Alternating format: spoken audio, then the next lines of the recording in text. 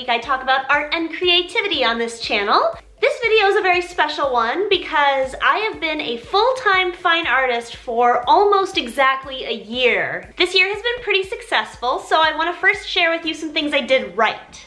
The number one thing I did right is I planned ahead. When I still had my day job working as a retail interior designer, I was working with galleries, starting to figure out what a full-time fine artist job would look like for me, and starting to kind of understand what that was going to be like a year and a half before I actually ended up quitting that job. Number two, I considered multiple income streams. So I think one of the mistakes that some fine artists might make when they leave their day jobs is that they rely so heavily on their fine art sales. If you're a good illustrator, then maybe you have venues of work as a book illustrator, or maybe you'll make gig posters or some other kind of artwork. You can also find ways to reproduce your artwork in interesting ways, like if you can make note cards, or if you can make stickers and planners. Whatever you can think of that you think you would really enjoy making. Another thing that was really important for me, number three, is making smart business investments. It can be really confusing to start out and not know exactly what you should invest your money in. I mean, nobody's ever tried to do exactly what you're doing, so there's no rule book. There's nobody telling you this is a good investment, this is a bad investment. And I'm lucky because I grew up in a family that really supported saving money and really encouraged investing. I would encourage anybody, even if you haven't quit your day job, just to start understanding where can you spend your money so that it will make you more money in the end. Okay, now I want to talk about some of the things that I did wrong. And if anybody was following my Instagram story yesterday, I was posting about how I was compiling all my taxes and stuff, and I was starting to realize that there were some things that I probably just shouldn't have spent my time on, some things that I probably shouldn't have invested so much effort into, and I want to share those with you right now. I worked way too much, and I still do. And this is something that I think is I don't expect it's only Americans who have this problem, but I do think that the United States of America has a problem with overworking, and it's kind of impossible to avoid in our culture this feeling that one needs to be working all the time, and if you're not working all the time, then it means you don't care. Something that I'm gonna really be working on very hard in 2019 is starting to get past that in my own way. And it's especially interesting to talk about this in terms of being a fine artist, because like the stereotype is that an artist loves what they do so much, and that's why they want to do it for a career, and they don't care if it's taking up 100% of their time.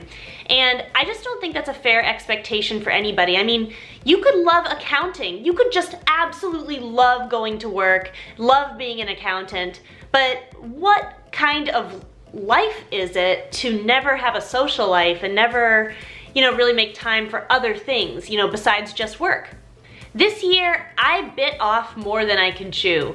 And that was really what my Instagram story was about. I am doing so many things right now and have been, building business in so many different ways this year, absolutely going bananas with all these different income streams and all these different projects. And I just want to list off the projects that I've been involved in this year because it baffles me, and I'm the one who did it. Number one, selling fine art through a gallery. I had 4 bodies of work this year. One of them was urban cityscapes. One of them was plein air landscape painting. One of them was symbolic narrative paintings about nature versus humans. And another one was my miniatures, and I had 5. And another one was watercolor flowers. Number 2, selling prints through Etsy. This was actually very lucrative this year, and I did not expect that from Etsy. But I actually had to shut down my shop at a certain point because I didn't want the influx of holiday orders to stop me from the other things I'd committed to, and people kept messaging me telling me to open it up because they wanted to buy stuff, and I guess that's a pretty good problem to have. I'm really very grateful for everybody who's supporting me through the Etsy shop. Thank you. Number 3, I did commissioned pet portraits. Number 4 is illustrating children's books. Some of you may not know this, but for the last few months I have been working on a children's book. It's not one that I wrote. I was the artist chosen to illustrate for it. I'm very excited about it. I'm not sure exactly when it will be released, but I'm guessing springtime next year. So I'll give you more details as soon as I can. Number 5, writing a book. I started writing a book this year. However, I couldn't stop it from becoming 3 books. So as of now, I have nothing for as far as books. I don't know where they're going. I don't know what I'm writing about. So maybe 5 years from now I'll have a book. I don't know. Number 6, start using Instagram. I really didn't start using Instagram until this year, and I love Instagram. I see a lot of potential in growth in Instagram. However, I did not realize how difficult it is to keep consistently posting good quality content on a regular basis. And I had this vision that, like, I'll just post something every day. You know, how hard could that be? But it is pretty hard. I mean, but unless you make perfect work all the time, it's actually very difficult to proudly post good quality content all the time. Number 7, I started a YouTube channel. And I love my YouTube channel. I think it has great potential for growth as well. It's slow, but I love it. I love, you know, talking to you about what's going on, and I know that some of you watch these videos and they really help and they really give advice and creates a conversation, and I really like being a part of that. With YouTube, I also, number 8, I started the blog. And so if you didn't know, maggiegreenart.com/blog is my blog. By the way, if you read my blog, thank you so much. Number 9, starting a clothing business. So I think a lot of you know that I started a business with my friend Mariah. On the Wing is all about artists making quality clothes for other artists. We've made aprons for Teetotaller, so if you've been by Teetotaller, then you've probably seen us wearing the pink aprons that say Teetotaller right here, and they have the really snazzy inside liner, and they're very well made, and they'll last forever. In the springtime of 2019, we will be launching something, and I don't want to give you guys too many details yet, but it is going to be a line of clothing, and I'm very excited for what we've been working on. We started this in the summertime, and we've just been absolutely jazzed about it all the way up until we're gonna release it. Number 10, workshops and community art. I've been hosting drink and draws at Teetotaller once a month for a while. We do Cozy and Creative with Feminist Oasis, and I've also been running workshops out of Tuscan Kitchen Restaurant and Jetpack Comics. And those have been going really, really well. They've been a lot of fun, and they've been a great way to meet the community of artists around me and start to encourage all these people around me who are artsy too, and they just don't have a place to go to make art and meet others. You know, that's what the artsy community is looking for. So it's just really nice to be a part of that and to help foster that community. So I'm really happy with all of that. I definitely want to continue doing things like that in 2019. Number 11 is public speaking, and I got the amazing opportunity to work with Wheaton College this year, and I was able to speak for the UWC retreat in Cape Cod, and was able to talk to the most amazing group of young college students I've ever met in my life. No question about it. Like, they inspired me. I met all of them before the event, and I was talking to them about career life and making your own way, and all of these kids came from other countries, and they worked really, really hard to get into school where they are now in the United States. And in order to stay here in the United States, they need to get a job immediately after they graduate, which, as any American knows, that's so hard to do. And especially if you're from another country and you may not have a graduate degree yet, or, you know, any variety of factors. You may not have a place to live yet. You can't just go back and live with your parents because they're in another country. And I loved meeting all these kids and talking to them about my experiences, and hopefully some of it was really, really helpful for them. They had pretty good reviews, and so I was really happy to hear that they heard me, and I'd love to do more public speaking as well. Kind of goes hand in hand with my workshops, and so definitely want to continue reaching out to my community that way.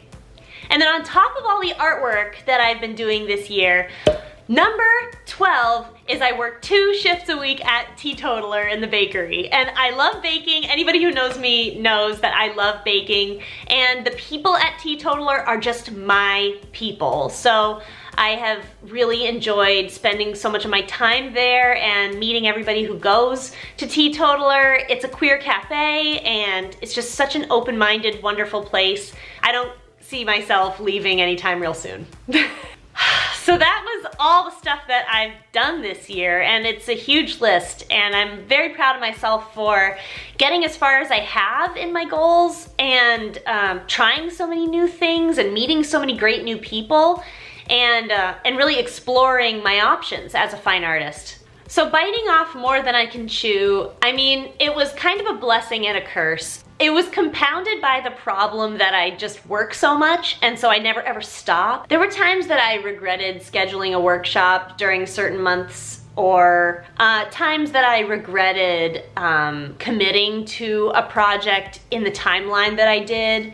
And in the future, I'd like to just be more cognizant of what I've committed to and coming up with realistic expectations for myself, because I always think I can just handle it all. So now I want to talk to you guys about some things that I didn't expect. One of them was my gallery went out of business. And when I left my job, I was intending to get a certain percentage of my business from the sales from the art gallery. And without this particular art gallery, I didn't really have any second option. I didn't have another art gallery up my sleeve that I could use. It's really not that simple. For those who are not in the fine art business, each gallery has pros and cons, and they charge 50% commission, and so they better be worth it. But the McGowan Fine Art Gallery was worth it, and I am sad that they're out of business. And I worked with them for 2 whole years and loved every minute of it. They always did great work for me, did great marketing work, and they sold a lot of work for me. So I couldn't have been happier with their service, but unfortunately, their time, I guess, ran out. It was an awful thing to have happened, but in a way, it did push me to find alternative ways to sell my art. Number 2 thing that I didn't expect was that social media is pretty hard to keep up with. I did not expect that Instagram, YouTube, Facebook, all this would be hard to keep up with, but it is. You have to have really good quality posts and really feel like you're projecting your brand really well. So something I'd like to do better in 2019 is use those platforms better, especially Instagram. Sorry, it got kind of dark outside. I had to change the lighting. I'm so sorry. It looks so much worse. But I was gonna say that the third thing that is really surprising about this year is that my art sales were not the majority of my business this year. And it may sound kind of illogical that an artist wouldn't be making all their money off of selling their art, but I only made 37.5% of my money this year off of art sales, online, commissioned, and gallery sales. So I made a lot more money than I thought in doing workshops and speaking, as well as book illustrations.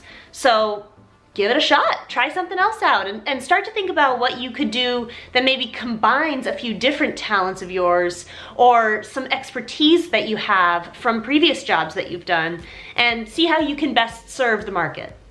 I know so much more now than I did a year ago about myself and about the business of selling art. I feel like I have a lot clearer goals for next year. And one of the things I really want to make sure that I do is I whittle down the number of projects I do in favor of digging deeper in the projects that I choose to do. I really want to become more efficient at the projects that I do decide to pursue, and one of the big ones for me is going to be Etsy. This year I've really been making prints exactly when they're ordered, and I don't keep any inventory really of any of my prints, and that worked this year, but it's kind of unsustainable in the long run. So I'll just kind of see what I can do as far as keeping a few in stock and having them available on Etsy, and also taking off some things that are on Etsy that maybe shouldn't be there or aren't selling very well, and that way it'll just be a little bit more organized and a little easier for me to deal with on my end as well next year. I really want to keep the book illustrations line of business flowing for myself. I love the work that I'm doing right now for this book that I can't talk about, but I'd like to keep on doing book illustration jobs like this. It's a lot of fun for me. I have a background in project management, and so I really enjoy keeping things on target, keeping things on budget, talking through things with the client. I love being on the phone. So I just want to keep doing things like this. Besides limiting my projects next year, I do want to take one day off a week to recharge. And I think that that's going to be really helpful for my productivity. Right now, I just kind of work as soon as I wake up to as soon as I go to bed, and I just have been doing that all year long, and I love what I do, and so it really doesn't feel like a problem, but I do feel exhausted sometimes, and I'd like to not feel exhausted. Another thing I want to do is to continue increasing my friendship circle, and a part of that is staying at Teetotaller and keeping the friends that I have there and making new friends there, continuing to be a part of my community in all kinds of ways.